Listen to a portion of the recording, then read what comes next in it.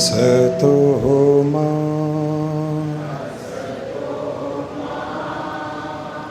सद्गमय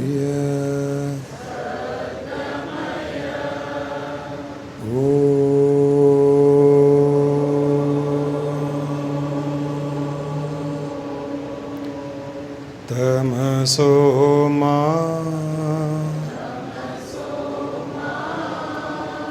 ज्योतिर्गमय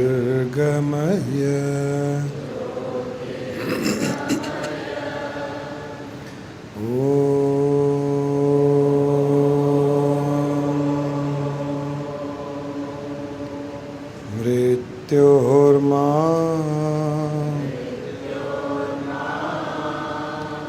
अमृतंगमय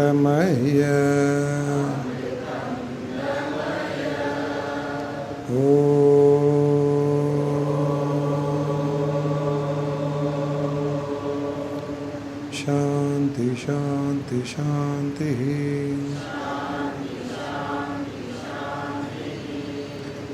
हरि ओम तत्सत।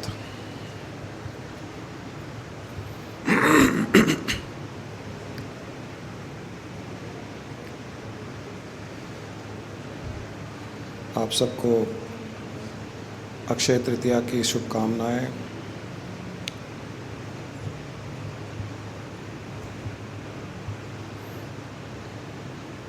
आप में से कईयों ने सोना चांदी तो खरीदा ही होगा।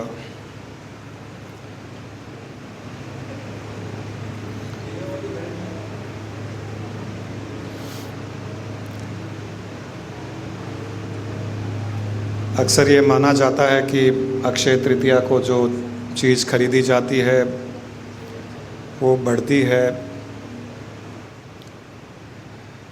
और जो हम करते हैं उस दिन वो भी बढ़ता है। जैसे दान करते हैं तो किसी न किसी रूप से वो बढ़ कर के हमारे पास में वापस आता है।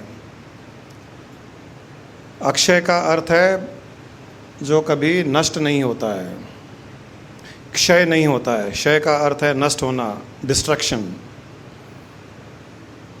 अक्षय का अर्थ है जो कभी नष्ट नहीं होता है।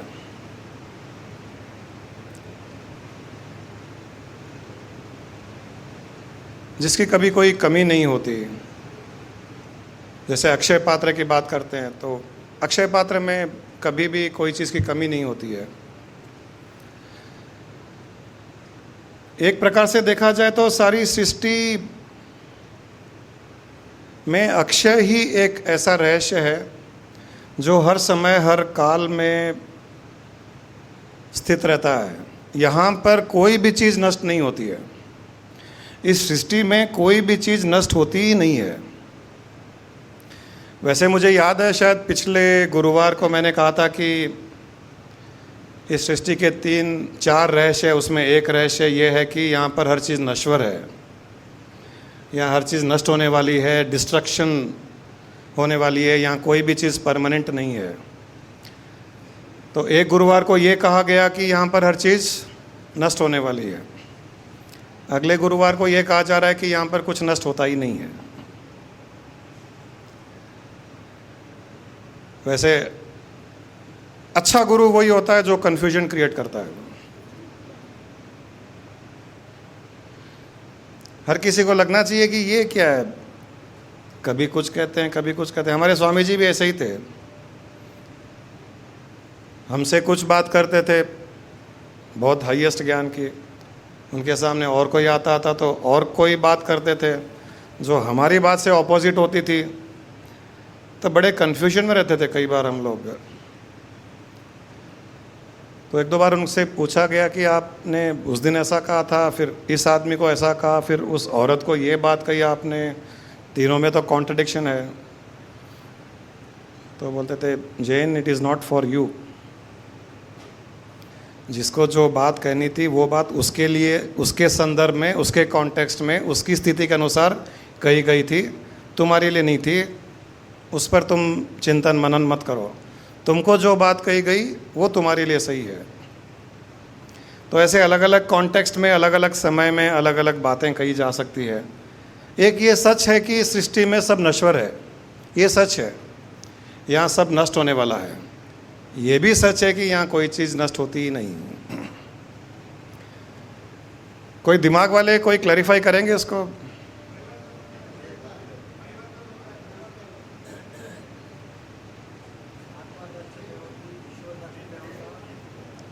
रिक्रिएट होती है, यस। वाह, कितने दिमाग वाले हैं, एकदम सही कहा आप लोगों ने। नष्ट आकार होता है, आकार की दृष्टिकोण से नष्ट होता है। ये यहाँ बिल्डिंग है, एक दिन ये बिल्डिंग यहाँ नहीं रहेगी, ये नष्ट हो जाएगा। हमारा शरीर है, एक दिन ये भी नष्ट हो जाएगा, इसको जला दिया जाएगा या दफना दिया जाएगा। ये आकार नष्ट हो जाएगा, लेकिन ये जिन तत्वों से बना हुआ है वो नष्ट नहीं होगा। हम कहते हैं कोई मर जाता है तो ये पंच तत्व में लीन हो गया उसका शरीर। तो जब इसको जलाया जाता है शरीर को, तो शरीर 5 तत्वों से बना हुआ है। 5 तत्व अभी एक जगह जमा हुए हैं, जलाने से वो रिलीज हो जाते हैं। पृथ्वी तत्व पृथ्वी में मिल जाता है, जल तत्व जल में मिल जाता है, अग्नि तत्व अग्नि में मिल जाता है, वायु तत्व वायु तत्व में मिल जाता है, आकाश तत्व आकाश तत्व में मिल जाता है। फिर जब नया शरीर बनता है तो फिर ये 5 तत्व एक जगह जमा होते हैं। ज़रूरी नहीं है कि ये जो 5 तत्व शरीर के रिलीज़ हुए हैं वो फिर शरीर को ही उत्पन्न करेंगे, शरीर को प्रोड्यूस करेंगे, ऐसा कुछ नहीं है। ये 5 तत्व पेड़ को प्रोड्यूस कर सकते हैं और किसी चीज़ में वो काम आ सकते हैं। तत्व वही है, तत्व नष्ट नहीं होता है। रूप बदल गया है, आकार बदल गया है। हमारा शरीर नष्ट हो गया, जला दिया गया, पंच तत्वों में लीन हो गए। हो सकता है कहीं पर एक पेड़ पैदा हो जाए और ये पंच तत्व उसमें लग जाए, उसको बड़ा बनाने में लग जाए, उसका आकार बदल गया है। इस कॉन्टेक्स्ट में यहाँ कोई चीज़ नष्ट नहीं होती है। आकार के कॉन्टेक्स्ट में हर चीज़ नष्ट होती है। कोई भी चीज़ यहाँ परमानेंट नहीं है। उस रूप और आकार में वो परमानेंट नहीं है। न धरती, न सूर्य, न चंद्रमा, न पेड़ पौधे, न कोई नदियाँ। समुद्र का पानी है, एवोपरेट हो गया, भाप बन गया, पानी नष्ट हो गया, जल नष्ट हो गया, लेकिन भाप के रूप में वो अभी भी है। तत्व वही है, जल तत्व वही है। फिर भाप बादल के रूप में बदल गया, भाप नष्ट हो गया, वो बादल के रूप में रिक्रिएट हो गया है।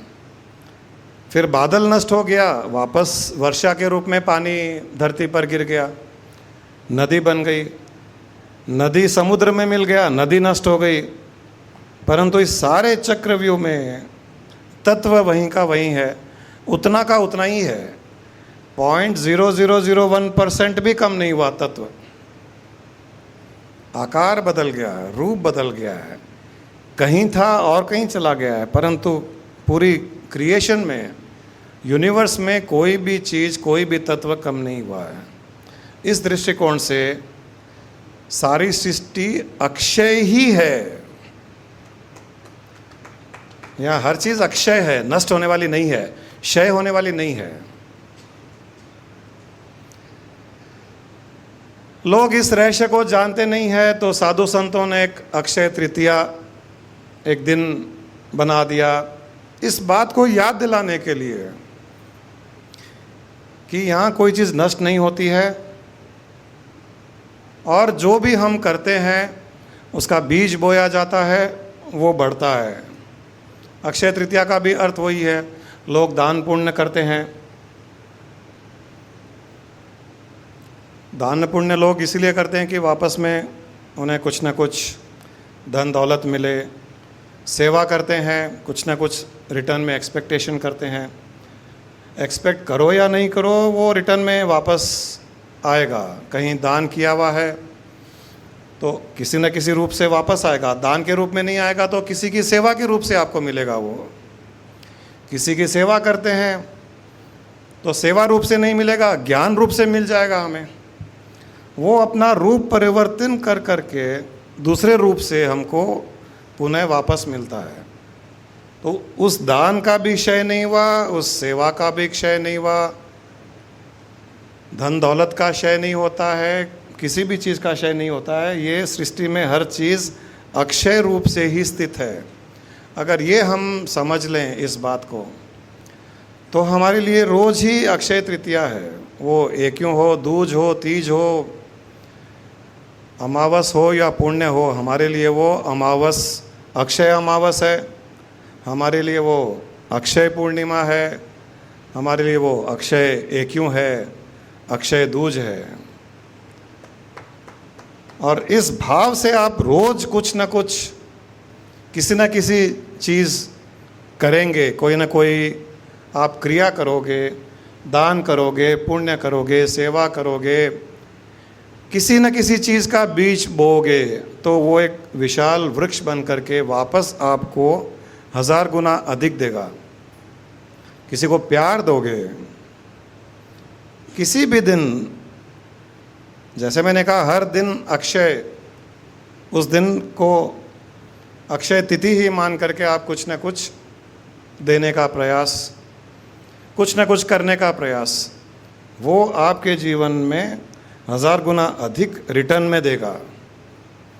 प्यार का बीज बोएंगे तो आपको प्यार का वृक्ष बन करके प्यार के फूल और फल आपको मिलेंगे। जैसे एक अनार का बीज है, एक छोटा सा अनार का बीज है, उसको जब हम ज़मीन में सो करते हैं, उसको जब ज़मीन में डालते हैं अनार के बीज को, तो एक दिन वो एक छोटा सा बीज एक बहुत बड़े अनार के वृक्ष को उत्पन्न करता है। उस अनार के वृक्ष में हजारों अनार लगते हैं।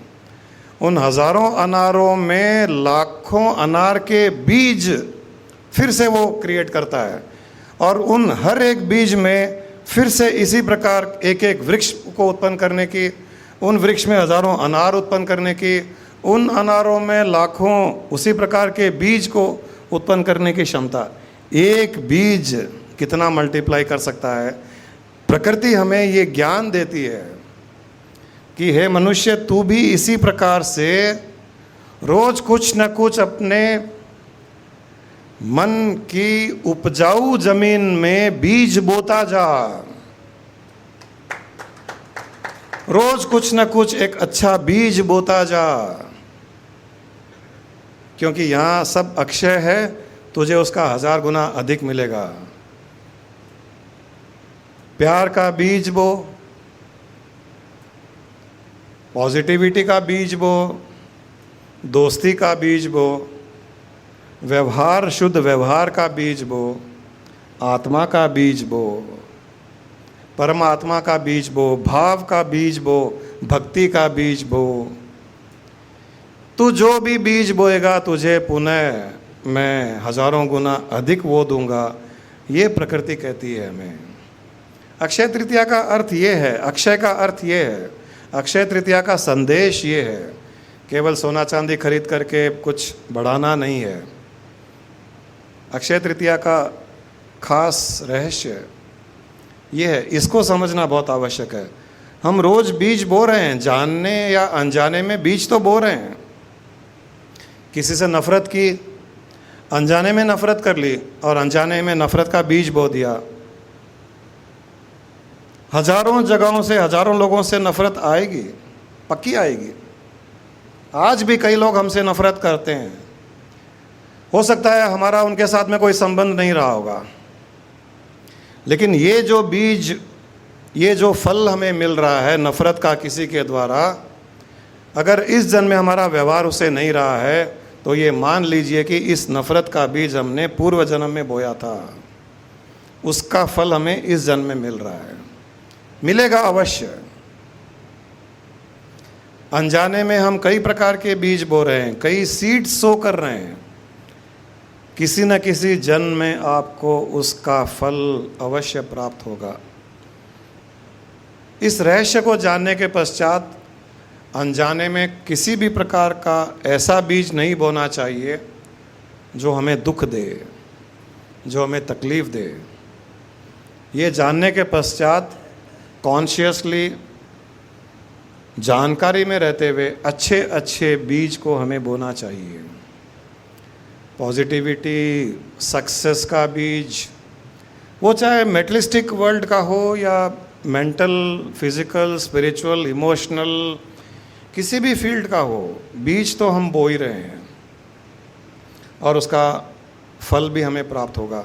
तो अच्छे अच्छे बीज बोएं, अच्छे स्वास्थ्य का बीज बोएं, प्यार का बीज बोएं, दोस्ती का बीज बोएं, क्षमा याचना का बीज बोएं, आध्यात्मिकता का बीज बोएं,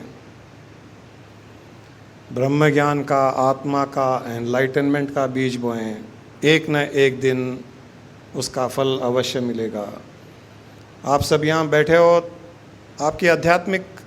आपने आध्यात्मिक बीज बोया है, तभी यहाँ बैठे हो। और एक दिन ये गारंटी है कि उस आध्यात्मिक बीज का वृक्ष बड़ा होगा, उसका फल अवश्य आपको मिलेगा। मुक्ति, मोक्ष आपकी गारंटीड है, उसमें कोई डाउट नहीं है।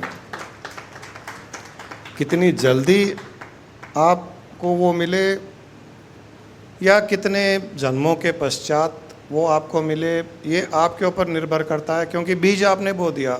अब उसको आप सींचिए, उसको वाटर कीजिए, जंगली घास निकालते रहिए, उस ज़मीन को जो हार्ड होती है उसको लूज़ करते जाइए,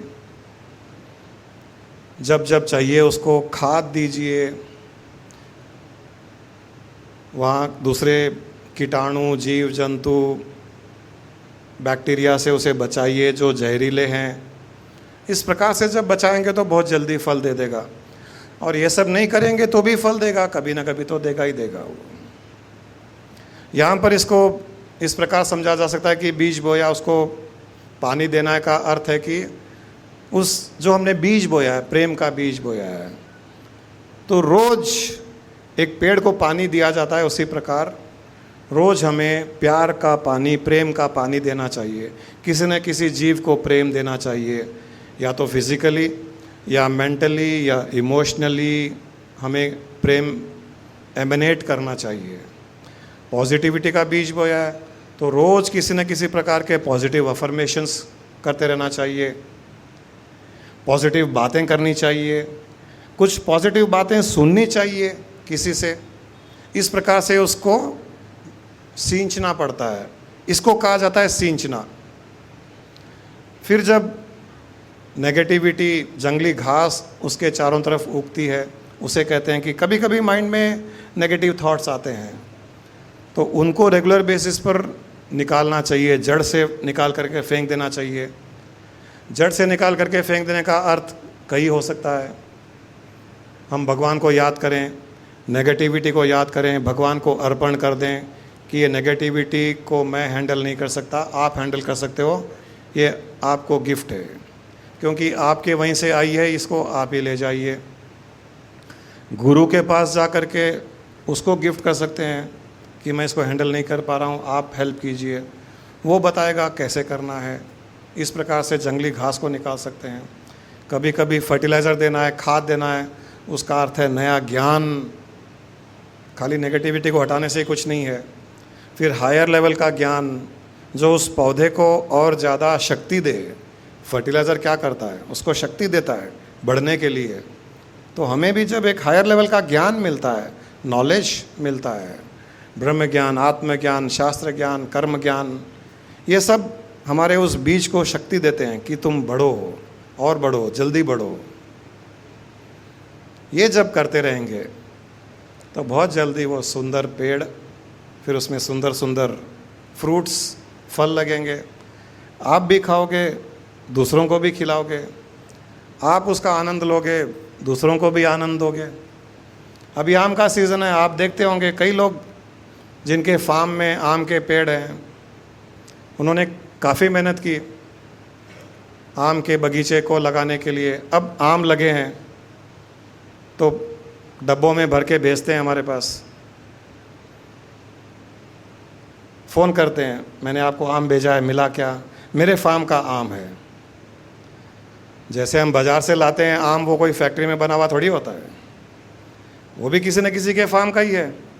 परंतु यहाँ पर हमने खुद मेहनत की, उसको सींचा, उसको ध्यान रखा, जंगली घास निकाली, तो एक इच्छा होती है कि ये सुंदर सुंदर आम के फल मैं दूसरों को भी खिलाऊं। इसी भाव से हम भेजते हैं लोगों को। फिर अगले दिन फ़ोन करके पूछते भी हैं कि कैसे लगे आम मेरे फार्म के, मीठे थे ना? और हम हर कोई, चाहे वो आम खट्टे भी थे, हम क्या कहेंगे?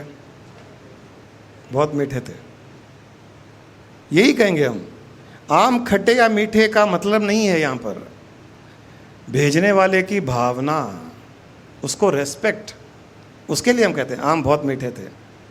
हम सामने से फ़ोन करके कहते हैं कि आम बड़े अच्छे थे, चाहे आपने खाया नहीं खाया और कुछ किया, उसका अचार बना करके खा लिया या जो भी किया होगा, उसका कोई अर्थ नहीं है। किसी ने भावना से हमें भेजा, उसने बहुत मेहनत की, उसके पीछे 3 साल 5 साल की मेहनत के पश्चात अच्छे अच्छे आम लगे, उस भावना से भेजा, हमने भावना रिटर्न में दी उसे कि बहुत अच्छे आम लगे। ये होता है कि हम जब किसी के लिए कुछ करते हैं तो रिटर्न में हमें वापस बहुत खुशी मिलती है। हमने एक आम का पेड़ लगाया, उसमें 500 आम लगे, 10-10 आम हमने 50 लोगों को भेजे, और 50 लोगों का आशीर्वाद, 50 लोगों का प्रेम, 50 लोगों की भावनाएं हमें प्राप्त हुई। एक आम के बीज ने कितना बड़ा काम किया, कभी आपने सोचा? एक आम के बीज ने कितने लोगों को खुशियां दी, कितने लोगों से आशीर्वाद हमको मिला। एक आम के बीज ने, एक अनार के बीज में इतनी शक्ति है। इसी प्रकार वो प्रेम का बीज हो, ज्ञान का बीज हो, भक्ति का बीज हो, भावना का बीज हो, इस बीज को बोते जाइए और एक सुंदर वृक्ष बनेगा जो आपको तो सुख देगा ही देगा, दूसरों को भी बहुत सुख देगा।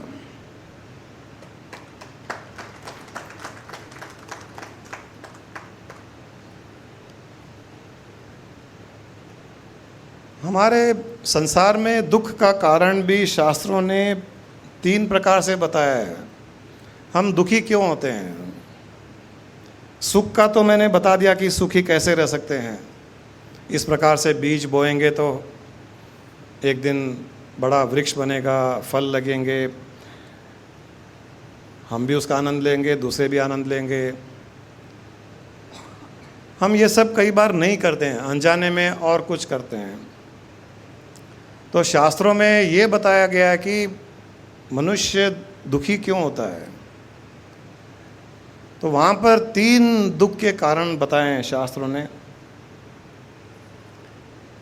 एक है आदि आध्यात्मिक, आधि दैविक, आधि भौतिक। आधि का अर्थ है वहाँ से जो आता है उसे, आधि आध्यात्मिक, आधा नहीं, आधि, आधि दैविक, आधि भौतिक। 3 प्रकार से दुख का कारण बताया गया है। आधि आध्यात्मिक का अर्थ है हम जो आत्मा है, हमारा स्वरूप आत्मामय है और हम परमात्मा के अंश हैं। ये भूल जाना कि हम परमात्मा के आत्मस्वरूप अंश है, दुख का कारण है। ये भूलना ही दुख का कारण है। यहीं से दुख प्रारंभ होता है। मैं आत्मा हूँ, मैं सर्वव्यापी परब्रह्म परमात्मा का ही अंश हूँ, ये भूल जाना ही दुख प्रारंभ होता है, दुख का कारण होता है, दुख की पहली सीढ़ी है। ये है आधि आध्यात्मिक, आध्यात्मिक दुख। इसे आध्यात्मिक दुख कहा गया है।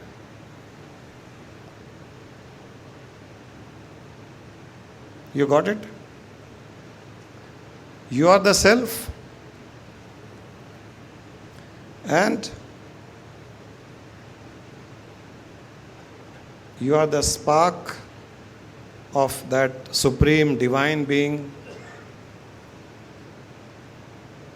Forgetting that you are the self, forgetting that you are the Atma, the sorrow in this universe starts. The first step to sorrow is this, आदि आध्यात्मिक. दूसरा है आदि दैविक, कर्मों का फल. हम सब कुछ अच्छा ही कर रहे हैं, हम अच्छा ही सोच रहे हैं, अच्छी बातें कर रहे हैं, सत्संग में जा रहे हैं, भगवान की पूजा कर रहे हैं, आरती कर रहे हैं, यज्ञ कर रहे हैं, होम कर रहे हैं, हम सब कुछ कर रहे हैं. फिर भी अचानक लाइफ में एक ऐसा इंसिडेंट होता है कि सडनली हमें लगता है कि ये क्या हो गया. दुख का पहाड़ टूट पड़ता है. किसी की डेथ हो गई, किसी का एक्सीडेंट हो गया, किसी के नुकसान लग गया, किसी ने किसी के वहाँ चोरी कर ली, तो या किसी और कारण से सडनली एक लाइफ में टर्न ऑफ इवेंट्स, एक दुख भरी घटना घटती है. ये आदि दैविक है. हमारे पूर्व समय में किए हुए कर्मों का फल किसी भी क्षण हमें प्राप्त हो सकता है. आध्यात्मिक तो हम स्वयं भूल जाते हैं कि हम कौन है, वो दुख. यहाँ पर हमारे कर्म जो किसी न किसी जन्म में किसी न किसी समय किए हुए बुरे कर्म, पाप कर्म, उनका फल सडनली हमें प्राप्त होना, वो दुख का कारण बनता है. आदि दैविक. फिर आदि भौतिक. आदि भौतिक में हम संसारिक वस्तुओं के पीछे चल रहे हैं, उनके पीछे भाग रहे हैं. वो कभी मिलती है, कभी हमसे बिछुड़ती है, कभी मिल भी जाती है, फिर दूसरे के पास उससे ज़्यादा मिली हुई दिखती है तो भी हमें दुख देती है. या मिलने के पश्चात हमारी इच्छा और बढ़ जाती है, लालसा बढ़ जाती है, तो मिली हुई चीज़ का आनंद नहीं ले सकते, और जो नहीं मिली हुई है उसके पीछे फिर भागने की कोशिश, तो वो भी दुख देता है हमें. ये संसार भौतिक, आदि भौतिक दुख ये संसार में होता है. और जैसे ही हम इन संसारिक वस्तुओं के पीछे भागते हैं, वो संसारिक माया हमें घेर लेती है. माया स्वयं माया में फंस जाती है.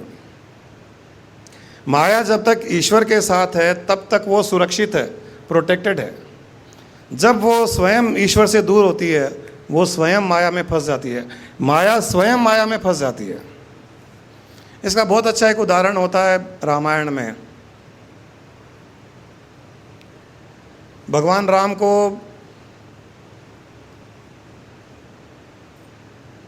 परब्रह्म माना गया है. वो परब्रह्म परमात्मा है, पूर्ण रूप से वो ईश्वर है. सीता माया है. जब तक सीता राम के साथ में थी वो प्रोटेक्टेड थी. जब भगवान राम जंगल में गए तो एक बार सीता को सोने का हिरण दिखाई दिया. आपको सबको पता है कहानी. तो सीता ने राम से कहा कि मुझे वो हिरण चाहिए. राम ने समझाया कि ये मायावी हिरण है, ये असली हिरण नहीं है. उसने कहा नहीं, मुझे तो वो चाहिए. तब राम ने कहा ठीक है, मैं लेकर के आता हूँ, लेकिन मैं जब चला जाऊँ तो तुम इस लक्ष्मण रेखा को पार मत करना. भगवान ने माया में भी लक्ष्मण रेखा बनाई हुई है. हम जो शरीरधारी हमने किया है ये मायावी है, क्योंकि शरीर तो सत्य नहीं है, ये नश्वर है, मरने वाला है. रियलिटी में कुछ नहीं है शरीर. ये तो कई सेल्स एक जगह कंपाइल हुए हुए हैं, एक जगह जमा हुए हैं, तो एक शरीर दिख रहा है हमें. जैसे कार होती है तो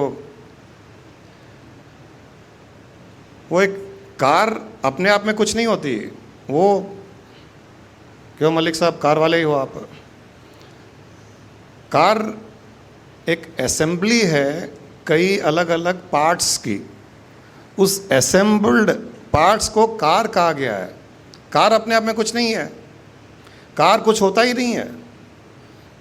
कार का स्टीयरिंग निकाल दो, इंजन निकाल दो, सीट निकाल दो, बॉनेट निकाल दो, क्लच प्लेट निकाल दो, टायर्स निकाल दो, कहाँ है कार? कार का अस्तित्व ही नहीं था, वो पहले भी नहीं था, बाद में भी नहीं है। एक असेंबल्ड चीज़ को हमने कार कहा। उसी प्रकार ये शरीर, ये बैक्टीरिया सेल्स का असेंबल्ड एक प्रोडक्ट है, उसे हम शरीर कह रहे हैं। तो ये मायावी है, हमको शरीर दिख रहा है तो ये मायावी है, जो दिखता है परंतु रियलिटी में वो कुछ नहीं है, उसे माया कहा गया है। तो भगवान ने माया तो रची है, साथ में जैसे भगवान राम ने एक लक्ष्मण रेखा खींच दी थी सीता के लिए, सीता तुम मायावी हो, मैं ये लक्ष्मण रेखा खींचता हूँ, जब तक तुम लक्ष्मण रेखा के अंदर रहोगी तुम सुरक्षित रहोगी। ये हमारे लिए भी एक ज्ञान का स्तोत्र है। ये हम मायावी दुनिया में रहते हैं, यहाँ सब कुछ मायावी ही है। ये शरीर भी मायावी है, मैं भी मायावी, आप सब भी मायावी, गाड़ियाँ मायावी, बंगला मायावी, हर चीज़ माया ही है, रियलिटी में कुछ नहीं है। लेकिन चूंकि वो दिख रहा है, तब हमसे भी ईश्वर ने कहा कि मैं एक लक्ष्मण रेखा खींचता हूँ, तुम उस लक्ष्मण रेखा के अंदर इस माया को एंजॉय कर सकते हो। एक सीमा में रहते हुए तुम इस सृष्टि की माया को एंजॉय कर सकते हो, आनंद में रह सकते हो। इस लक्ष्मण रेखा को अगर क्रॉस किया तुमने तो माया तुमको घेर लेगी। जैसे एक संत है, एनलाइटेंड बीइंग है, हमारे स्वामी जी हैं, ऐसे दूसरे रामकृष्ण परमहंस थे, रमणा महर्षि थे, संत थे, एनलाइटेंड थे, लेकिन शरीर था। शरीर है, उसका अर्थ है माया है। रामकृष्ण परमहंस एनलाइटेंड हो गए परंतु शरीर था। स्वामी जी एनलाइटेंड हो गए मतलब शरीर था। शरीर था मतलब माया थी, परंतु माया लक्ष्मण रेखा में थी, तो वो माया में फंसी नहीं। एनलाइटनमेंट के पश्चात भी हम संसार में रहते हैं। ये शरीर एनलाइटेंड होते ही नष्ट नहीं होता है, परंतु एक लक्ष्मण रेखा में आ जाते हैं हम संसार को उतना ही भोगते हैं जितना लक्ष्मण रेखा में हो, उसको पार नहीं करते हैं। कभी भी एक एनलाइटेंड पर्सन, ब्रह्मज्ञानी लक्ष्मण रेखा को प्यार नहीं करता है, क्योंकि इसके पता है इसको पार करने पर माया घेर लेगी। उस लक्ष्मण रेखा में रहता है वो। आप किसी भी साधु संत को देखिए जो एनलाइटेंड था, ताली बजा रही हो, राष्ट्रीय नई बात है ना। हर साधु संत, एनलाइटेंड पर्सन जो इवॉल्व हुआ है, वो एक लक्ष्मण रेखा के दायरे में रहता है। फिजिकल लक्ष्मण रेखा, मेंटल लक्ष्मण रेखा, इमोशनल लक्ष्मण रेखा। दूसरों को पता नहीं है कि उसकी लक्ष्मण रेखा क्या है, उसे पता है। तो भगवान राम ने भी सीता के एक लक्ष्मण रेखा बांधी थी कि हे माया, तुम इसके अंदर रहना, सुरक्षित रहोगी, क्योंकि मेरा साम्राज्य इस लक्ष्मण रेखा के अंदर है। जब तक तुम इसके अंदर रहोगी, तुम मेरे साथ रहोगी, मुझसे जुड़ी हुई रहोगी। इसको पार करते ही माया घेर लेगी। ये राम कह करके चले गए। उसके पश्चात क्या हुआ आपको पता है। रावण आए भेष बदल करके, लक्ष्मण रेखा के बाहर खड़े थे। उसे भी पता था कि लक्ष्मण रेखा के अंदर आ जाऊंगा। उसने भिक्षा मांगी सीता से, तो सीता ने कहा कि आप अंदर आ जाइए, ले लीजिए। उसने कहा नहीं आऊँगा। क्यों? उसको भी पता था लक्ष्मण रेखा है। लक्ष्मण रेखा बाउंड्री है, एक तरफ परब्रह्म परमात्मा का प्रभाव, दूसरी तरफ माया का प्रभाव। उस तरफ वाली माया इस तरफ नहीं आ सकती, उसको डर लगता है कि मेरी मायावी शक्ति छूट जाएगी। रावण को पता था ये कि अगर लक्ष्मण रेखा के अंदर आ गया मेरी राक्षस वृत्ति समाप्त हो जाएगी, रावण का अस्तित्व समाप्त हो जाएगा, मैं एनलाइटेंड हो जाऊंगा और मैं जो करना चाहता हूं वो नहीं कर पाऊंगा, इसलिए वो अंदर नहीं आया। कभी पढ़ा है रामायण में ये? ऐसे बहुत से सीक्रेट्स है शास्त्रों में। रावण को कई बार सीता ने कहा कि आप अंदर आ जाइए, ले लीजिए, उसने नहीं लिया। और अभी भी संसार में लोग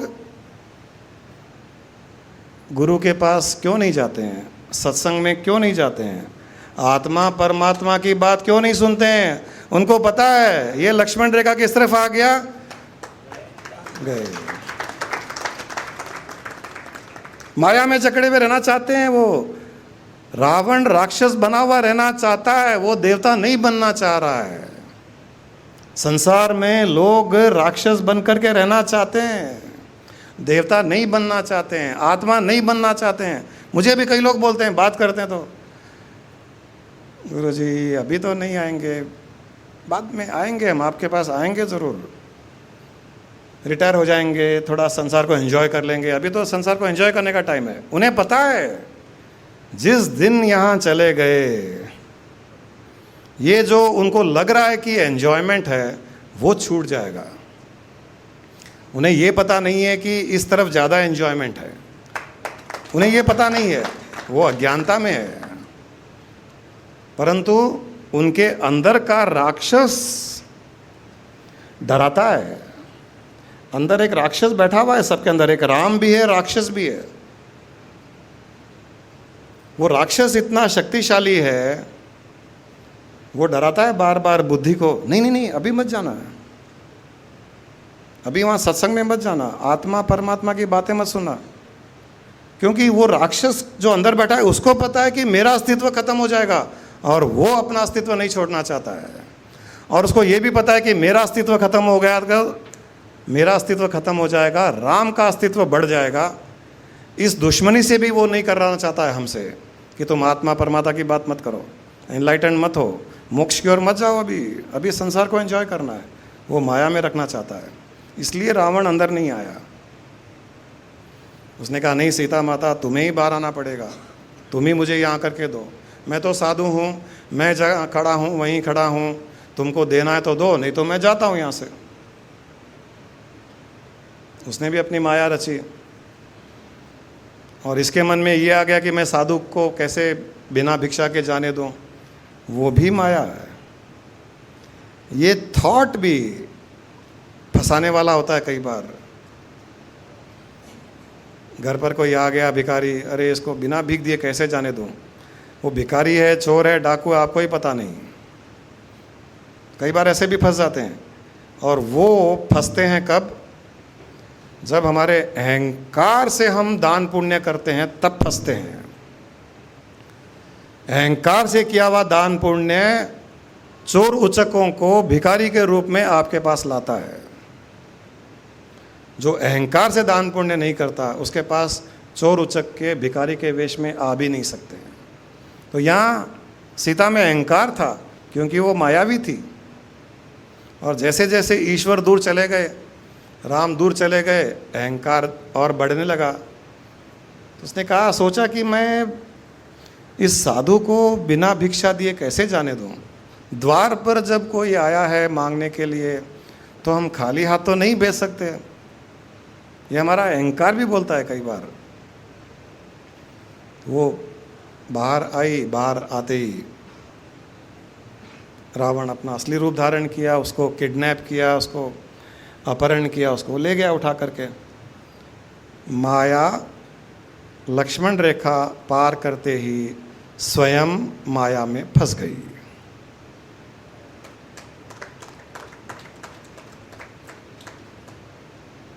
हमारे लिए भी एक सीख है। हम मायावी हैं। जब तक लक्ष्मण रेखा में रहेंगे, अर्थात ईश्वर के नज़दीक रहेंगे, ईश्वर के सानिध्य में रहेंगे, उसी की भावना उत्पन्न करते रहेंगे, तब तक हमें माया, संसार की माया नहीं जकड़ सकती। गुरु के सानिध्य में रहेंगे, तब तक गुरु का प्रोटेक्शन है, माया कुछ नहीं कर पाएगी। या तो आप गुरु के बिना कहे कुछ कर लो, गुरु की बात न मानकर आप कुछ कर लो अपने अहंकार में, तो माया तो हाथ खोलकर खड़ी है, किडनैप करने के लिए किडनैप कर लेती है। तो राम और सीता के अलग होने में ये एक बहुत बड़ी सीख है, रहस्य है। परब्रह्म परमात्मा, माया, माया अपने अहंकार में लक्ष्मण रेखा को पार करी और वो दूर हो गई। ये है आधि आध्यात्मिक दुख। आधि आध्यात्मिक दुख ये है कि सीता ने अपने आप को एक अलग एंटिटी मान लिया। तब तक जब तक राम साथ थे वो ये मानती थी कि मैं और राम एक ही हैं, मैं भी परब्रह्म परमात्मा स्वरूप ही हूँ, मैं ईश्वर का ही अंश हूँ। सीता राम के साथ रहती थी तब ये मानती थी। जैसे ही राम दूर हुए, इसकी दृष्टि संसारिक वस्तु पर पड़ी, सोने की हिरण पर पड़ी, आधि भौतिक। इस प्रसंग में तीनों आ जाते हैं, आधि आध्यात्मिक दुख, भौतिक दुख, दैविक दुख, तीनों दुख आ जाते हैं। जैसे ही सीता की नज़र हिरण पर पड़ी, एक लालच, लालसा, बड़ा सुंदर लग रहा है हिरण, सोने का हिरण कितना सुंदर लग रहा है, सोने का हिरण सुंदर लग रहा है। ये जैसे ही ध्यान गया, उसका अर्थ यही हुआ कि परमात्मा से ध्यान हटा। जब परमात्मा से ध्यान हटेगा तो ही दूसरी तरफ ध्यान जाएगा। तो भौतिक वस्तु ने आकर्षित किया ध्यान, और माया का ध्यान अहंकार में भौतिक वस्तु में चला गया, परमात्मा से ध्यान हट गया। ये भौतिक दुख, इस भौतिक दुख के कारण ही उसका अपहरण हुआ, या जो अपहरण हुआ उसका कारण भौतिक वस्तु थी, उसे कहते हैं भौतिक दुख। संसार में जो अट्रैक्शंस है उनकी तरफ ध्यान जाना, उनकी लालसा बढ़ना, लालच, ये ग्रैब कर लूँ, इसको पालूँ, ये पालूँ, ये पा करके और पालूँ, केवल ध्यान उसी तरफ रहना, ये भौतिक दुख है। ये दुख क्रिएट करता है। आध्यात्मिक दुख पहले ही शुरू हो गया, मैं उससे अलग, फिर भौतिक दुख, और दैविक दुख इसमें वो था, भगवान राम राजा बनने वाले थे, अगले दिन राजा बनने वाले हैं, और एक दिन पहले कैकेयी के मुख से निकला कि राजा भरत बनेगा, राम नहीं, और राम को वनवास भेजिए। ये कर्मों का फल। राजा बनते बनते बनते बनते रंक बन गया। जो एक अयोध्या नगरी का राजा होना चाहिए था, उसको जंगल में, झोंपड़ी में रहना पड़ा। ये है कर्मों का वार, आदि दैविक। हमारे कर्मों का फल हमें इस प्रकार मिलता है। अब ये राम और सीता अलग अलग हो गए, इसका अर्थ यही है, परब्रह्म परमात्मा तो जैसा है वैसा ही है, माया अपने अहंकार में फंस गई, इसके लिए उसका अपहरण हो गया, रावण उठा के ले गया। अब यहाँ एक तीसरा कैरेक्टर आता है, हनुमान। हनुमान राम से मिलता है, राम से कहता है कि मैं ढूंढ के लाऊंगा आपकी सीता को। वो जाता है, सीता को ढूंढता है, सीता से कहता है कि मैं राम का प्रतिनिधि हूँ, राम ने मुझे भेजा है आपको ढूंढने के लिए। परब्रह्म परमात्मा का प्रतिनिधि माया को जाकर के कह रहा है कि आप सीता, आप राम का अंश हो, आपने माया की शरण ली, इसलिए आपको ये दुख भोगना पड़ रहा है। अब मैं आ गया हूँ परब्रह्म परमात्मा और माया को मिलाने के लिए। ये गुरु का काम है। गुरु हनुमान होता है, गुरु परब्रह्म परमात्मा का रिप्रेजेंटेटिव है, वो उसका प्रतिनिधि है, उसका मैनेजर है। और जो जो सीता या रावण के चुंगल में फंसी हुई है उनसे कहता है कि हे सीता माता बैठ जा मेरे कंधे पर, मैं ले चलता हूँ राम के पास में। रावण क्या करेगा? रावण की लंका जलाने के लिए तो मेरी पूंछ ही काफ़ी है, गुरु की पूंछ काफ़ी है माया की लंका जलाने के लिए। उस पर विश्वास करना चाहिए, उसको सरेंडर करना होता है। सीता समझ गई कि हाँ, मुझसे मेरे परब्रह्म परमात्मा को मिलाने वाला गुरु रूपी हनुमान आ गया है। उसने हनुमान की शरण में वो चली गई। उसने कहा ठीक है पुत्र, अब तू ही मुझे मेरे भगवान से मिला। तो आखिर में उसे कंधे पर बैठा करके राम के पास लाया। इसी प्रकार हमको भी हमारा गुरु कंधे पर बैठा करके ईश्वर से मिलाता है, उस परब्रह्म परमात्मा से मिलाता है। हमें करना क्या होता है? खाली उसके कंधे का सहारा ही तो लेना होता है, उस पर विश्वास करना होता है। अब कोई ये सोच ले कि इसको उड़ना आता है कि नहीं आता है। अब सीता सोच लेते कि ये हनुमान बोल तो रहा है कि मैं उड़ करके जाऊंगा, कहीं समुद्र के ऊपर उड़ते उड़ते कहीं नीचे गिर गया तो, जैसे प्लेन समुद्र में एक्सीडेंट हो जाता है, गिर जाती है, मर जाते हैं, कहीं मेरे को गिरा देगा तो, ये अगर डाउट आ गया तो वो माया वहीं की वहीं रहेगी, परब्रह्म परमात्मा अपनी जगह रहेगा। ये बीच वाला हनुमान कुछ नहीं कर पाएगा। ये तो विश्वास, श्रद्धा कि हाँ ये मुझे मिलाएगा ही मिलाएगा। वो समुद्र पार उड़ करके करे, चल करके चले, मुझे कंधे पर बैठाए, उंगली पकड़ के चलाए, मुझे कुछ नहीं, मुझे तो केवल इसकी शरण में रहना है। पूर्ण विश्वास के साथ उसकी शरण में, जो हनुमान की शरण में, गुरु रूपी हनुमान की शरण में चला जाता है, उस सीता को तो राम की प्राप्ति होती ही होती है। थैंक यू सो मच भगवान। नाउ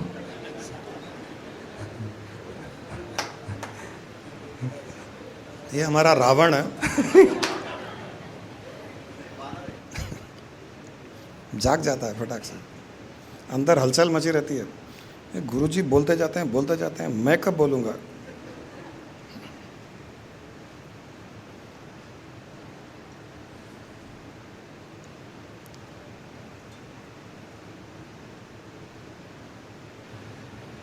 और मैं आपको बता दूं, इस प्रकार के हनुमान रूपी गुरु भी अक्षय हैं सृष्टि में।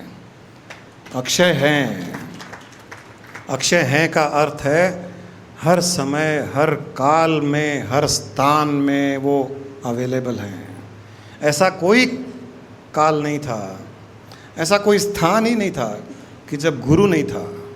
गुरु था, शिष्य नहीं था। कमी शिष्य की थी।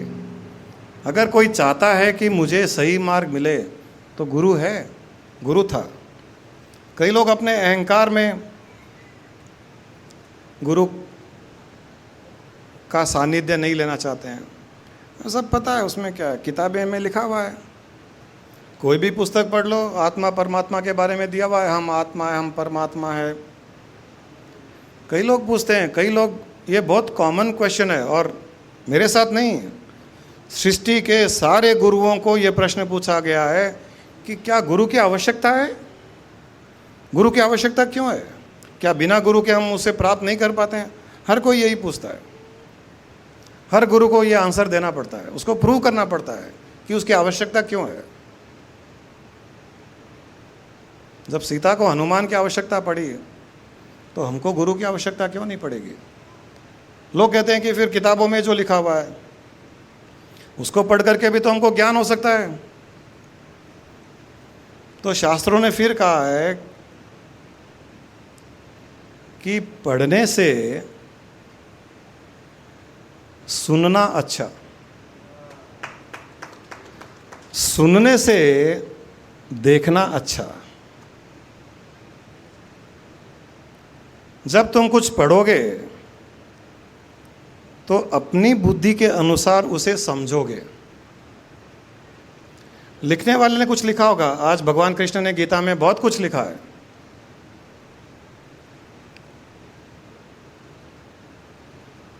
भगवान कृष्ण ने बोलने के लिए, ज्ञान देने के लिए उस समय के अनुसार अर्जुन को जो आवश्यकता थी उसके अनुसार उन्होंने कई बातें कही। सुनने वाले ने अपनी बुद्धि से समझा,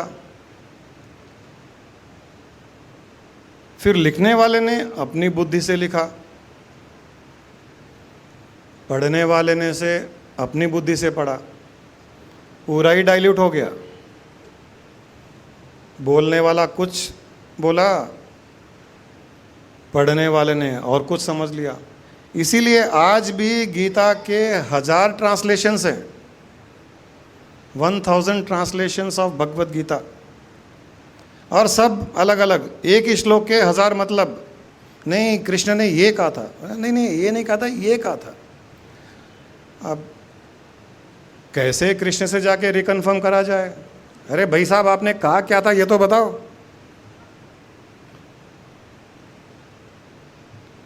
बड़ी विडंबना हो जाती है। इसलिए कहा जाता है कि पढ़ने से सुनो, उससे सुनो जिसने देखा है, जिसने जाना है, जिसने अनुभव कर लिया है, जो उसमें स्थित है, जिसने उसका मज़ा चखा है, उससे सुनो। वो तुमको सार में बता देगा अर्थ क्या है, तुमको जाना कहाँ है, मार्ग कौन सा लेना है, क्या करना है। फिर शास्त्र ने कहा भी सुनने से भी अधिक, सुनने में बड़ा आनंद आता है। अभी आप सब हो, सुन रहे हो, कईयों को नींद आ रही है, कईयों को अच्छा भी लग रहा होगा। जब अच्छा लग रहा है, कईयों को बहुत अच्छा लग रहा होगा ना ये बातें जो आज कर रहे हैं हम। कईयों के चेहरे खिले हुए हैं, कईयों को नींद भी आ रही होगी, कईयों को बोर हो रहा होगा, कईयों का दिमाग और कहीं होगा। परंतु जिनको अच्छा लग रहा है उनको बहुत अच्छा लग रहा है। जब आप यहाँ आए थे आपको पता नहीं था कि क्या बात होगी यहाँ पर। अब जब बातें सुन रहे हो तो आपको बहुत अच्छा लग रहा है। कुछ लोगों को उनके चेहरे खिले हुए दिख रहे हैं मुझे। अब आप कल्पना कीजिए कि सुनने में इतना अच्छा लग रहा है तो देखने में कितना अच्छा लगेगा। किसी ने कहा है कि ऋषिकेश के बारे में तुम किताब में पढ़ लो, तो किताब में लिखा हुआ रहेगा ऋषिकेश ऐसा है, वहाँ पर पहाड़ है, वहाँ पर नदी है, वहाँ पर ये है, वहाँ पर वो है, वहाँ पर चोटी वाला है, वहाँ पर आरती होती है, वहाँ पर प्रवचन होते हैं। किताब में लिखा हुआ है। आपकी एक कल्पना बन जाती कि वो ऋषिकेश ऐसा होगा। अच्छा लिखने वाला तो थोड़ा और अच्छा लिखेगा। लेकिन आप जब किसी उसके पास जाओगे जो वहाँ जा कर के आया है, वो किताब से एकदम डिफरेंट कहेगा। अरे देखो ऋषिकेश जाना हो ना, इस महीने में जाओ, वहाँ रुको और खाना वहाँ खाना, आरती वहाँ मत करना, यहाँ करना, भजन यहाँ मत सुनना, वहाँ सुनना, प्रवचन का स्थान वो बहुत अच्छा है। और सुबह सुबह तुम 4 बजे उठ करके सूर्योदय देखना, सनराइज़ देखना उस स्पॉट से, सूर्यास्त इस स्पॉट से देखना। और वहाँ पर कभी कभी पूर्णानंदा वाले आते हैं, उनके ध्यान के शिविर में जाना। ऐसा कुछ ना कुछ, कोई ना कोई, वो साल में एक बार आते हैं, वहाँ जाना, ध्यान अच्छा करवाते हैं गंगा घाट पर, जो वहाँ गया हुआ है। तो इसकी बात हमें और ज़्यादा अच्छी लगेगी जो हमने पढ़ा उससे अच्छा। पढ़ने वाले तो April to June temperature 38 degrees day time, 28 degrees night, फिर जून टू सितंबर मॉनसून, ऐसे कुछ ना कुछ ड्राई लिख देगा वो। बोलने वाला भावना से बोलेगा, ऐसे वहाँ करो, ऐसे करना, ऐसे करना, और अच्छा लगा हमें। फिर जिस दिन आप वहाँ जाओगे, जो सुना उससे और 1000 गुना और अच्छा लगेगा। अरे, क्योंकि जो चीज़ हम देख रहे हैं, सुनने से भी वो कल्पना नहीं कर सकते जो हम देख करके कर सकते हैं। इसी प्रकार आध्यात्मिक मार्ग में आत्मा परमात्मा के विषय में पढ़ने से अच्छा है सुनना, सुनने से अच्छा है उसे देखना, और देख करके उसका आनंद लेना। केवल पढ़ करके पंडित मत हो जाना। कई लोगों को आदत है, बहुत सी पुस्तकें पढ़ते हैं, बहुत से जगह जाते हैं, बहुत से प्रवचन सुनते हैं, फिर कंफ्यूज भी रहते हैं।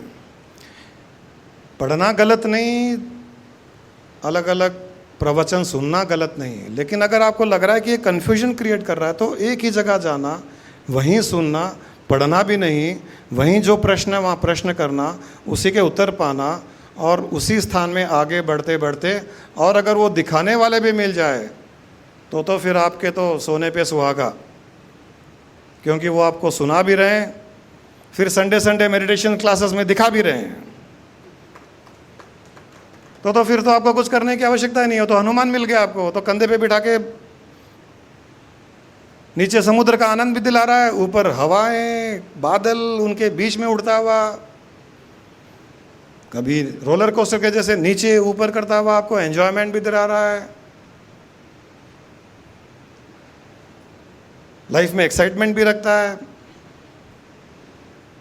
और आपको दिखाता भी है कि वो देखो, उसको देखो, मैं जो कह रहा था ये दिखाने के लिए कह रहा था। और हमको भी कई लोगों ने कहा कि आपने कई बार कहा था कि आत्मा के जब दर्शन होते हैं या हम आत्मा में स्थित होते हैं तो ऐसा अनुभव होता, वैसा अनुभव होता है।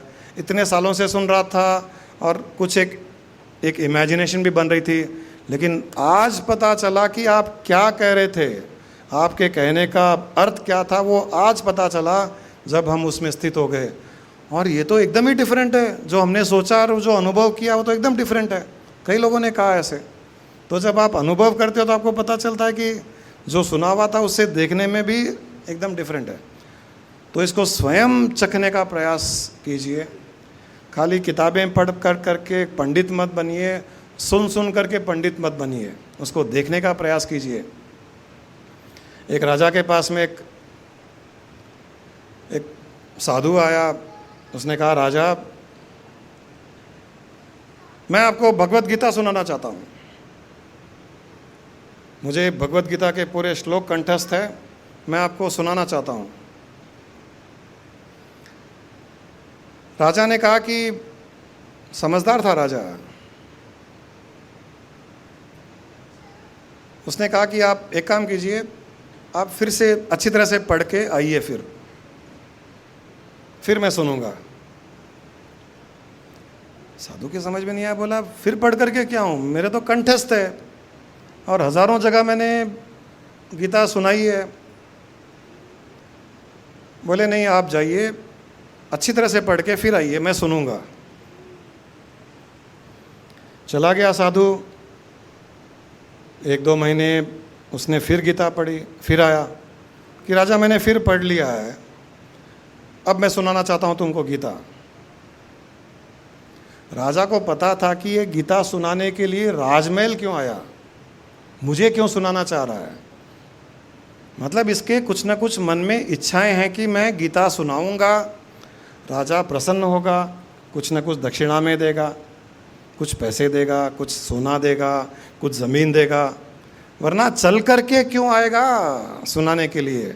जिसको ज्ञान चाहिए वो ज्ञान पाने के लिए चल करके जाएगा। देने वाला घर घर नॉक करके थोड़ी आएगा कि मैं गीता सुनाना चाहता हूँ सुनिए, गीता सुनाना चाहता हूँ सुनिए। घंटी दबा के बोलेगा मैं गीता सुनाना चाहता हूँ सुनिए। वो कोई अगर आपके घर घंटी दबा के बोलेगा मैं गीता सुनाना चाहता हूँ सुनिए, तो आप बोलेगे भाई साहब जाओ तक, आपको पता है ये कुछ ना कुछ सुनाएगा लेकिन कुछ ना कुछ लेके जाएगा वो। और ये पता है कि गीता के ज्ञान में वो स्वयं स्थित नहीं है।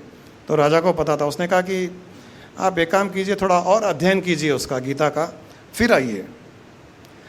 अब इसका माथा टनका कि ये बार बार मुझे ऐसे क्यों कह रहे हैं कि तुम जाओ अध्ययन करो, खुद पढ़ो, फिर आओ। साधु के मन में बात ठनकी कि कुछ ना कुछ इसके पीछे राज है। तो गया, घर गया, दरवाज़ा बंद किया, एकांत में बैठा रहा, गीता को छोड़ दिया, पूरा कंठस्थ था गीता, गीता पर ध्यान करने लगा, एक एक श्लोक के अर्थ पर ध्यान करने लगा। धीरे धीरे ध्यान करते करते करते करते करते करते करते उसे आत्मज्ञान हो गया, आत्मा का प्रकाश प्रकट हो गया, सारी सृष्टि में परमात्मा तत्व प्रकट हो गया, उसमें स्थित हो गया, आँखों से आंसू बहने लगे, भाव विभोर हो गया। उसे कभी ये अनुभव ही नहीं हुआ पहले, हजारों जगह वो गीता का पाठ कर चुका है, ये अनुभव उसे कभी नहीं हुआ।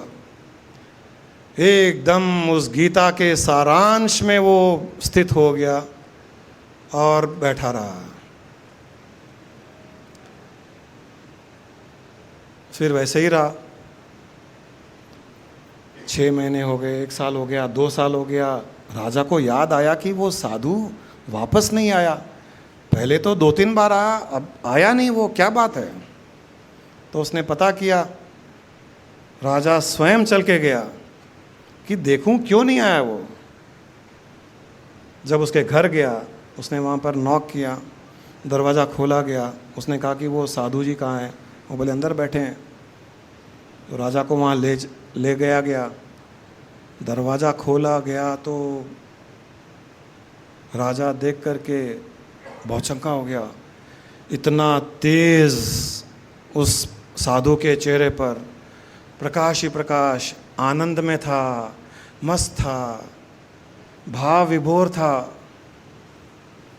उसको देखते ही राजा ने साष्टांग किया उसे कि हे प्रभु, अब मुझे ज्ञान दीजिए। साधु को पता चल गया था कि राजा ने मुझे क्यों कहा कि जाओ तुम स्वयं अध्ययन करो। उसका अर्थ ये था कि तुमने श्लोक तो पढ़ लिए, लेकिन श्लोक के अंदर के भाव को तुमने अभी तक अनुभव नहीं किया है, उसको अनुभव करो। ये राजा का मकसद था उसे वापस भेजने का। और जब उसको वो ज्ञान हो गया, तब कौन किस राजा के पास जाएगा, किस मकसद से जाएगा, क्या लालच है उसका, क्या सोना लेकर के करेगा वो। जब सारा ब्रह्मांड, सारा विश्व, सारी सृष्टि उसकी हो गई, तब वो क्यों जाएगा राजा के पास गीता के श्लोक सुनाने के लिए। राजा को आना पड़ा। ये होता है स्थिति को प्राप्त करना, ये स्थिति को आनंद लेना होता है। इसके लिए पढ़ने से सुनना अच्छा, सुनने से देखना अच्छा। देखने का प्रयास कीजिए, उसको देखोगे तो आपको आपका नज़र ही बदल जाएगा, आपकी नज़र बदल जाएगी। जैसे ही उसको देखोगे आपकी आध्यात्मिक दृष्टि खुल जाएगी। उसको एक बार अगर आपने देख लिया, आध्यात्मिक दृष्टि खुल जाएगी, फिर हर चीज़ आपको आध्यात्मिक दृष्टि से दिखाई देगी। हर चीज़ में आध्यात्मिकता दिखाई देगी, हर चीज़ में आत्मा, परमात्मा, चेतना, ब्रह्म स्वरूप दिखाई देगा। हर जीव में वही दिखाई देगा, हर वस्तु में वही दिखाई देगा, क्योंकि आपने उसे तत्व से देख लिया है। एक बार तत्व से देख लो, फिर आपको वो तत्व ही दिखाई देता है, चाहे उस तत्व का रूप या आकार कुछ भी हो। सामने मनुष्य खड़ा हो या गधा खड़ा हो या एक बिल्डिंग हो, तत्व वो ही दिखेगा। जैसे किसी ने कहा है कि एक सुनार है, एक सुनार के सामने 10 किलो की सोने की मूर्ति भगवान की रख दो और 10 किलो गधे की मूर्ति रख दो, सुनार उसमें सोना देखता है। एक में भगवान एक में गधा नहीं देखता है, उसमें तो उसे सोना ही दिखाई देता है, क्योंकि सुनार है, सोने की दृष्टि है, उसको केवल सोना दिखता है उसमें। उसी प्रकार एक ब्रह्म ज्ञानी को भगवान हो, जानवर हो, या मकान हो, या पेड़ हो, उसे केवल वो ब्रह्म ही ब्रह्म दिखाई देता है।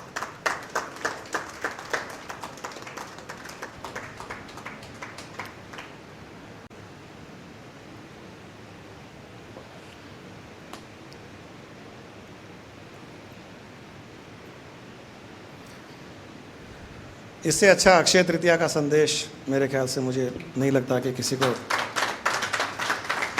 और ये ज्ञान अक्षय है, ज्ञान अक्षय, गुरु अक्षय,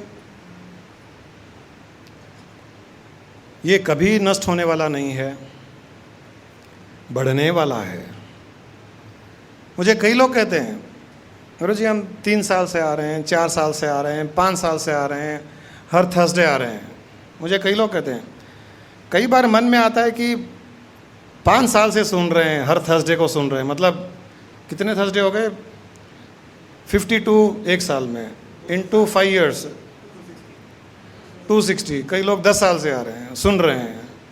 बोले इतना सुनने के बाद में लगता है कि और क्या बोलेंगे, क्या सुनेंगे, ऐसे सोच के आते हैं कई बार थर्सडे को।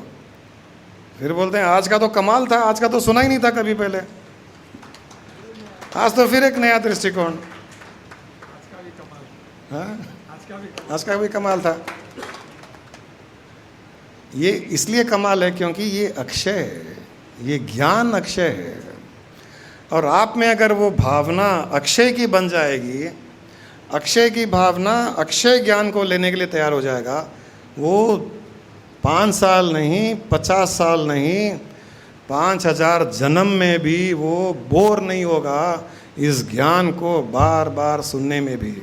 क्योंकि हर बार एक नया दृष्टिकोण, हर बार एक नया एंगल, हर बार एक नई भावना, हर बार एक नए एक्सप्रेशंस, हर बार एक नए जेस्चर्स, हर बार कुछ ना कुछ तो डिफरेंट है, वो मिलता रहेगा उसमें अगर इंटरेस्ट हो तो।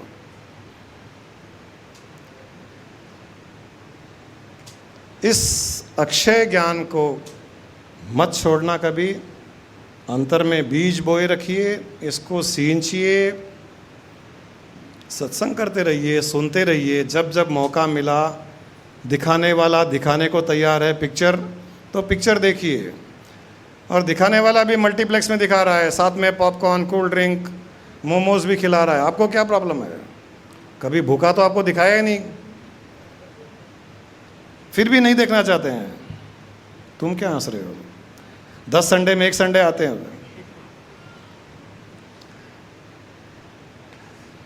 एनीवे, आज गुरु माँ कुछ ऐड करना चाहते हैं? तुम्हारा आज मौका नहीं मिलेगा, तुम घर जाओ। नहीं, मैं तो यही सोच रही थी जब गुरुजी बोल रहे हैं राम, सीता, हनुमान, लक्ष्मण का क्या रोल हुआ फिर? लक्ष्मण अपन सब हैं। अगर दिन रात अपन आत्मा और माया दोनों को सामने देखते रहेंगे और उनको पूछते रहेंगे, तो अपन कभी भी उनसे इन्फ्लुएंस, माया से तो इन्फ्लुएंस हो ही नहीं सकते। वो अपने प्रोटेक्शन शील्ड है। और जब वो मूर्छित हुए थे तो हनुमान जी को भेजे थे संजीवनी बूटी लाने के लिए राम। तो गुरु का काम है, अगर अपन अपने कर्म इतने स्ट्रांग है कि कुछ ना कुछ डिफ़िकल्टी बड़ी आ जाती है, तो संजीवनी बूटी मंगाएंगे अपने लिए, वापस अपने को ट्रैक पे लाने के लिए।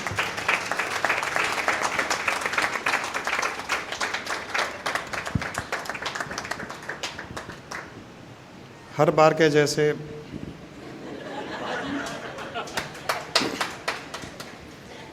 1 घंटे से बोल रहा हूँ, गला बैठ गया।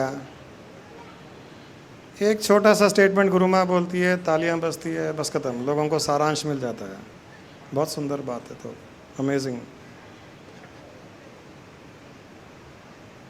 ये है परब्रह्म परमात्मा के साथ में रहने का असर।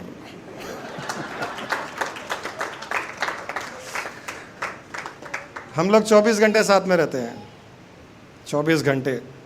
वो माया परब्रह्म परमात्मा को कैसे सहन करती है मुझे पता नहीं है। मैं तो माया को एंजॉय करता हूँ, क्योंकि माया एंजॉय करने के लिए ही होती है। तो परब्रह्म परमात्मा तो माया को एंजॉय कर सकता है, माया के ऊपर डिपेंड करता है कि वो परब्रह्म परमात्मा को कैसे सहन करे।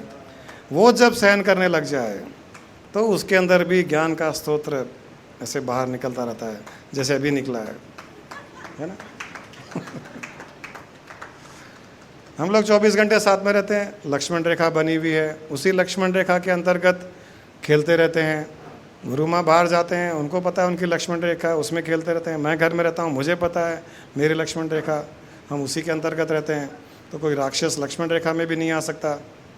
हम बाहर जाएं कोई इशू नहीं है, और साथ में लक्ष्मण रूपी आप जैसे फॉलोअर्स हों तो फिर कोई बात ही नहीं है, लाइफ एकदम मस्त हो जाए।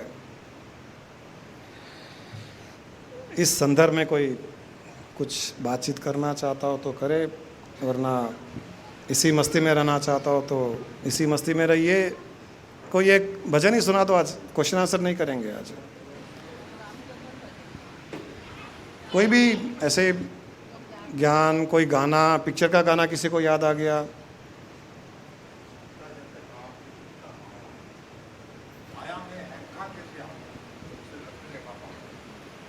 अहंकार किस तरह से आया? सीता में अहंकार किस तरह से आया? जबकि सीता माया है, माया में अहंकार कैसे आया? तब उसने लक्ष्मण रेखा पार करी। माया अहंकार से ही उत्पन्न होती है, माया का बीज अहंकार ही है। हम भी माया में तभी फंसते हैं जब अहंकार होता है। तो सीता अहंकार से ही उत्पन्न हुई मायावी रूप है वो, तो अहंकार का बीज तो है ही है उसमें, शुरू से ही है। सृष्टि में भी अहंकार का बीज है, उसी अहंकार के बीज को हम लोगों ने ग्रहण किया है और माया में फंसे हुए हैं। जिस दिन हम ये अहंकार को छोड़ देंगे और ईश्वर के साथ जुड़ जाएंगे तो माया से बच जाएंगे। वो हमारा भी संसार में फंसने का कारण अहंकार ही है। आपको गुस्सा आता है, क्यों आता है? अहंकार से आता है, वो माया है। किसी भी चीज़ में अहंकार, ये मेरा है, मैंने किया, मैंने ऐसा किया, सब अहंकार से ही उत्पन्न होता है। मैं ऐसा कर लूँ, मैं वैसा कर लूँ, ये ठीक है, वो गलत है, ये सारा का सारा अहंकार ही है। ये तो एक पर्सोनिफाई किया गया है सीता के, राम के रूप में। एक कहानी को हमने थोड़ा सा ट्विस्ट दे करके समझाने की कोशिश की है, परंतु माया का बीज अहंकार ही है, वहीं से माया उत्पन्न होती है। जिस दिन हमारा अहंकार छूट गया उस दिन केवल ब्रह्म की ही करुणा बहेगी, उसी दिन परमात्मा की करुणा बहेगी। अहंकार पहाड़ है। एक साधु था, उसने अपने शिष्य को कहा कि जा पहाड़ के ऊपर जा, अभी बारिश होने वाली है, वहाँ पानी को जमा कर, और खुद नीचे बैठ गया। शिष्य ऊपर गया, 10-20 बकेट लेकर के गया। पहाड़ था ऐसे, वो अकेला खड़ा हो गया। बारिश आनी शुरू हुई, वो एक एक बकेट भरना शुरू किया। वो बड़ी मुश्किल से एक बकेट भरता, उसका पानी ओवरफ्लो करके नीचे आ जाता। बाकी जो बारिश का पानी था वो पहाड़ के ऊपर से गिर करके नीचे आ रहा था। आधे घंटे के बाद में बारिश बंद हो गई। शिष्य नीचे आया, गुरु ने पूछा कि कितना पानी भरा? उसने कहा 2 बकेट भर पाया। उसने कहा देख मेरे पास, देख कितना पानी जमा है। जहाँ पहाड़ रूपी अहंकार होता है वहाँ पर ईश्वर की करुणा रूपी बरसात का पानी भी नहीं टिकता है। जो अहंकार को छोड़ करके नीचे ग्राउंड लेवल पर रहता है, समतल पे रहता है, वहाँ सारी की सारी ईश्वर रूपी वर्षा नीचे आकर के जमा हो जाती है, बिना कुछ प्रयास किए, बिना कुछ परिश्रम किए। तो पहाड़ को छोड़ना अहंकार को छोड़ना है।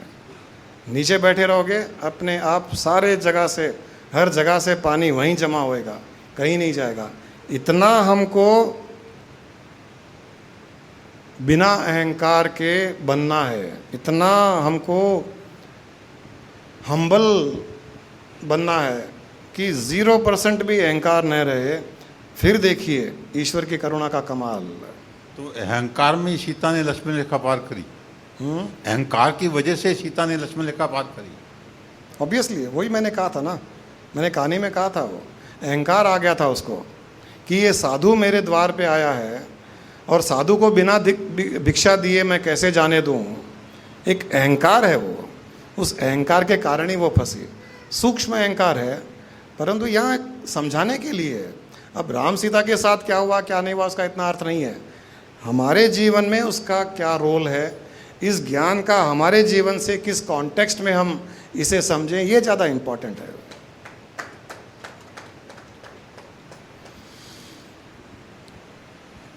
कोई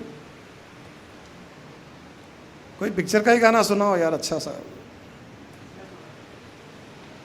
आप सुनाओगे इसी कॉन्टेक्स्ट में और मस्ती आ जाए। बंसल साहब को दो। गुरु जी,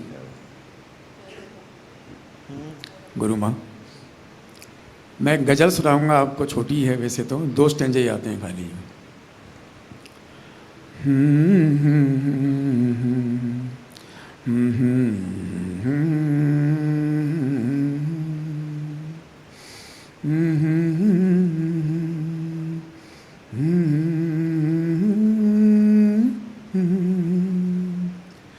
तुमको देखा तो ये ख्याल आया, तुम घनी धूप हम घना साया, तुमको देखा तो ये ख्याल आया।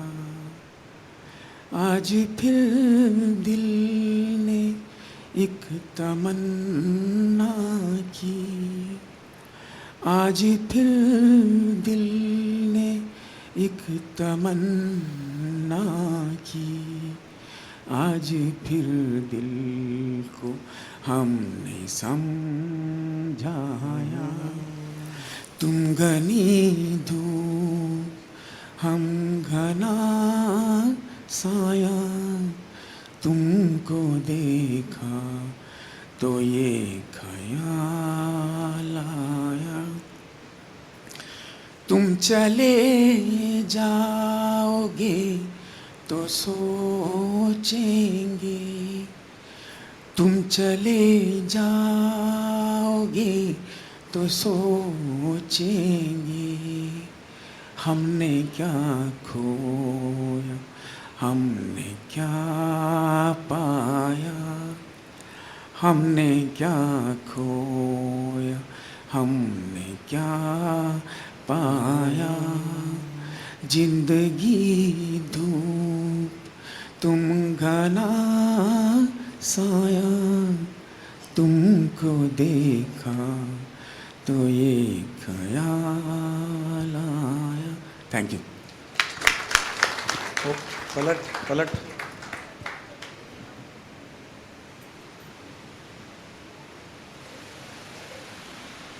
उसमें है ना वो बोल।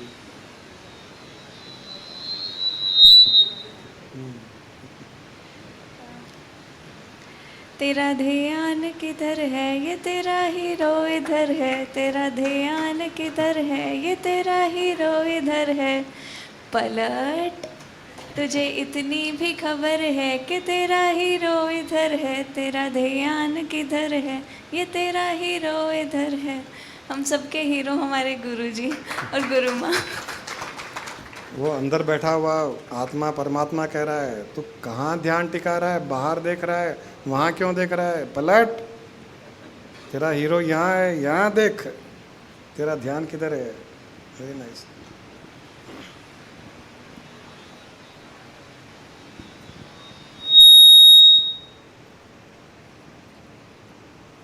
कुछ ऐसी करनी कर प्यारे, ये जन्म ना बारंबार मिले।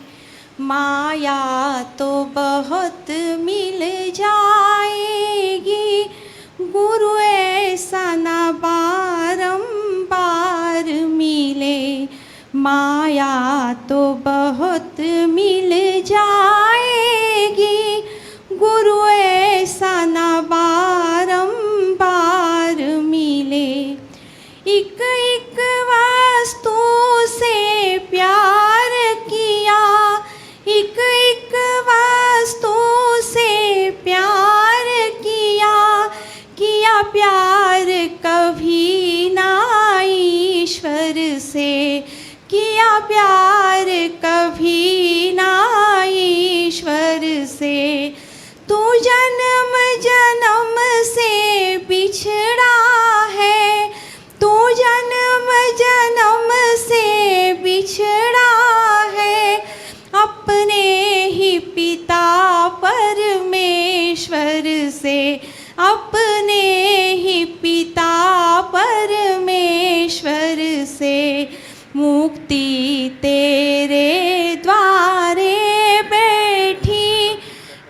सतगुरु से एक बार मिले, मुक्ति तेरे द्वारे बैठी। जो सतगुरु से एक बार मिले, माया तो बहुत मिल जाएगी। गुरु ऐसा न बारंबार मिले। क्यों भरम ने तुझको घेरा है, कुछ तेरा है ना मेरा है। सावन बटोरा बरसों का, जग चिड़िया रैन बसेरा है। तेरा क्या जो तू सोच रहा, चाहे जीत मिले या हार मिले, माया तो बहुत मिल जाएगी। गुरु ऐसा न बारंबार मिले। गुरु की करुणा जब तुझ पे हुई, तो साथ गुरु का पाया है। गुरु ने कृपा से मन में तेरे ये ज्ञान का दीप जलाया है। खुद अर्जुन को मुक्ति देने गुरु कृष्ण बने अवतार लिए। खुद अर्जुन को मुक्ति देने खुद कृष्ण बने अवतार लिए। माया तो बहुत मिल जाएगी, गुरु ऐसा न बारंबार मिले। कुछ ऐसी करनी कर प्यारे, ये जन्म न बारंबार मिले। माया तो बहुत मिल जाएगी, गुरु ऐसा न बारंबार मिले।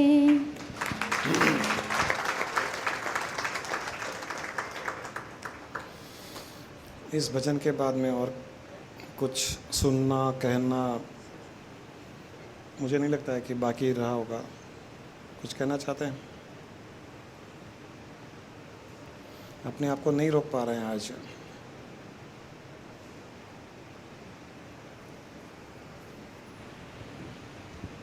मन के भाव है गुरु जी को समर्पित है। कुछ गुस्ताखी हो तो उसके लिए माफ़ी चाहता हूँ। तुझे देखा, तुझे चाहा, तुझे पूजा मैंने, बस इतनी खता है मेरी, और खता क्या। तुझे देखा, तुझे चाहा, तुझे पूजा मैंने, बस इतनी खता है मेरी, और खता क्या। अनगिनत सालों से मेरी तुझसे ही पहचान है। अब गले लग जाओ आकर, इतना ही अरमान है। तुझे देखा, तुझे चाहा, तुझे पूजा मैंने, बस इतनी खता है मेरी, और खता क्या। Thank you. Excellent excellent. आज अल्टीमेट का बीज हमने बो दिया है फाइनली, और ये बहुत बड़ा वृक्ष बन करके आपको भी सुख देगा, एनलाइटनमेंट देगा, मोक्ष देगा, मुक्ति देगा, और आपके द्वारा और हजारों लोगों को भी इस मुक्ति और मोक्ष के फल का आनंद देगा। ये अक्षय तृतीया का संदेश है सबके लिए।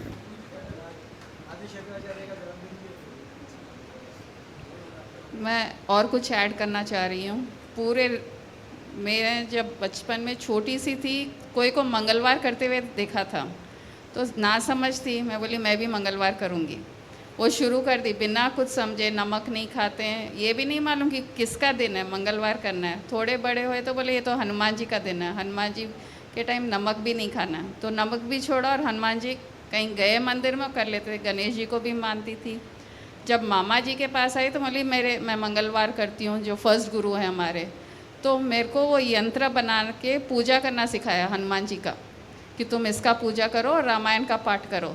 मेरा आध्यात्मिक वहीं से शुरू हुआ है। आज जो रिविलेशंस हुए हैं ये हनुमान जी, तो मैं वो करती गई। और फिर स्वामी जी के पास आए, तो स्वामी जी एक दिन मैं उनके पास बैठी थी दोपहर को, तो मेरे हाथ पे वो हनुमान जी वाला ड्राइंग करे, वो यंत्र का जो मैं रोज़ ड्राइंग करती थी।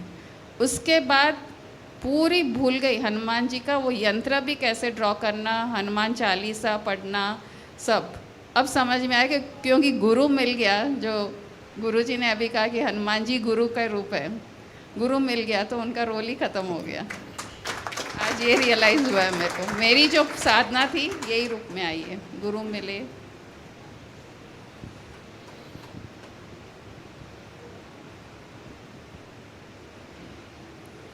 I am neither the body nor the senses. I am not the mind nor the wisdom. Pure consciousness I am. I am the formless Chidananda Rupo. Shivoham, Shivoham, Chidananda Rupo. Shivoham, Shivoham. I am not in bondage nor seeking liberation. I am not in tension nor in the stress. Pure consciousness I am. I am the formless Chidananda Rupo. Shivoham, Shivoham, Chidananda Rupo. Shivoham, Shivoham. I am the creator, I am the creation. My creation is for my recreation. Pure consciousness I am. I am the formless Chidananda Rupa. Shivoham, Shivoham, Chidananda Rupo. Shivoham, Shivoham, Chidananda Rupo. Shivoham.